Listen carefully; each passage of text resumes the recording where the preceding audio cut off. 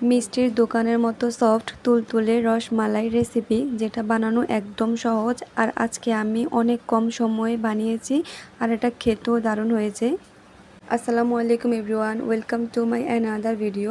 এখানে রসমালাই বানানোর জন্য আমি দুধের 2টা মিনি প্যাক নিয়েছি। আপনারা চাইলে যে কোনো ধরনের দুধ ইউজ করতে পারেন। এখন আমি এর মধ্যে দিয়ে দেব সামান্য পরিমাণ বেকিং পাউডার, দিয়ে দেব 1/3 চামচ ঘি। এখন ঘি দিয়ে এটাকে ভালো করে মিশিয়ে নেব। পর্যায়ে আমি এটাকে ভালো করে মিশিয়ে নিয়েছি। এখন আমি একটা ডিম নিয়ে নিয়েছি। ডিমটা অবশ্যই রুম টেম্পারেচারে রাখতে হবে। আপনারা ফ্রিজ থেকে নামিয়ে 30 মিনিট বা 1 ঘন্টার জন্য রেখে দেবেন। এখন আমি ডিমটা ফেটিয়ে নিয়েছি। এখানে সামান্য পরিমাণে ডিম দিয়ে দিচ্ছি। আমার পুরোটা ডিম লাগবে না, যতটুকু ডিম প্রয়োজন আমি ততটুকুই ডিম দিয়েছি। ভালো করে মাখিয়ে নিয়ে এটাকে ঢাকনা দিয়ে রেখে দেব 10 থেকে 15 মিনিটের জন্য।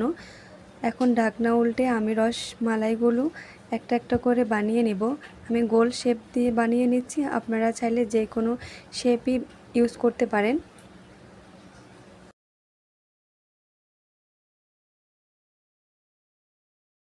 এখন আমার সবগুলো রসমালাই বানানো হয়ে গেছে।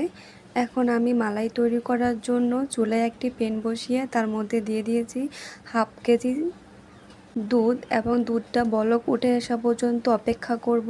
এ পর্যায়ে আমার দুধটা বলক উঠে এসেছে। এখন আমি এর মধ্যে অ্যাড করে দেব 1 কাপ পরিমাণ চিনি, দিয়ে দেব সামান্য পরিমাণে লবণ। আপনারা চাইলে লবণটা স্কিপ করতে পারেন। এখন এটা দিয়ে ভালো করে নেড়ে চেড়ে নেব।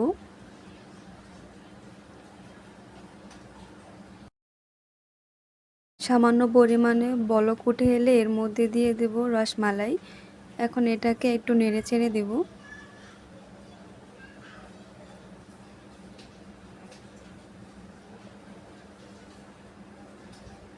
এ পর্যায়ে আমার রসমালাইগুলো অনেকটাই ফুলে উঠেছে। এখন আমি এটাকে 15 থেকে 20 মিনিটের জন্য ঢাকনা দিয়ে রেখে দেব। আর মাঝে মাঝে এটাকে একটু নেড়ে চেড়ে দেব যাতে লেগে না যায়।